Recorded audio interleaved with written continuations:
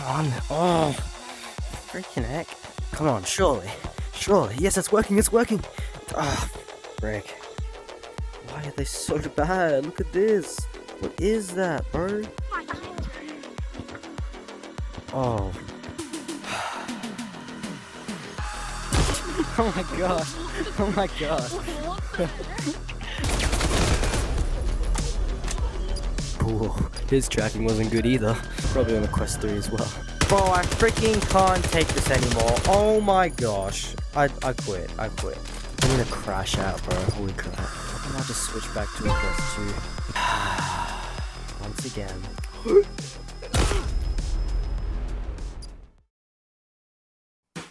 These are the Quest 3 or Touch Plus controllers, and they are a terrible design. Compared to the rings on the Quest 2, the Quest 3 controllers on the other hand have 95% of the LEDs on the face of the controller, meaning this action can cause your controllers to lose tracking.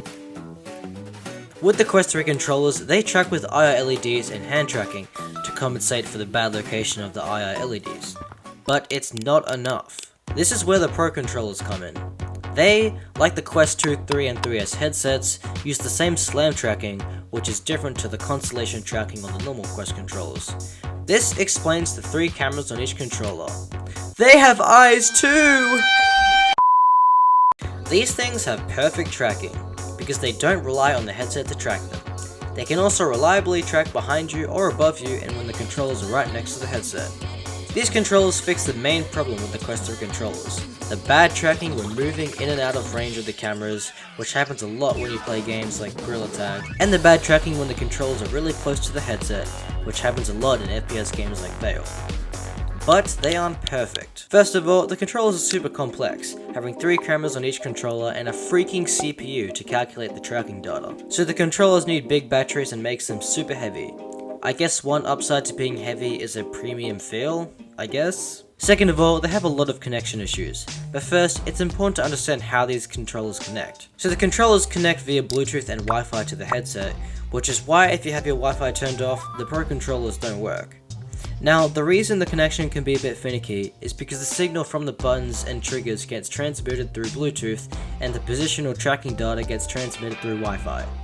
Now, I'm not 100% sure, but when the controllers don't track, it's most likely something to do with the 5GHz and 2.4GHz bands of your Wi-Fi. I reckon that sometimes the controllers think the headset is on a 5GHz band, when in reality, the headset is running on 2.4GHz, messing up the connection, because they need to be on the same Wi-Fi, and hence requiring you to restart the controllers.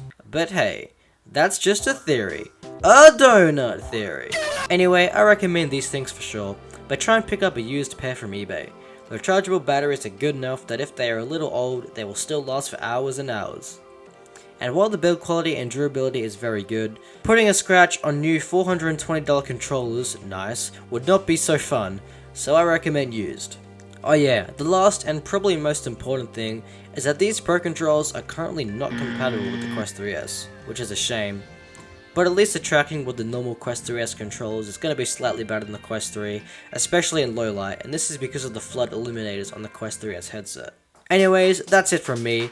I also just wish Meta made good controllers in the new headsets, instead of having to rely on controllers from a $1,500 headset that was a total flop, except for the controllers. Also, why does almost no other VR YouTuber use the superior controllers? Even if we know they have them because they've done Quest Pro reviews. I will never understand.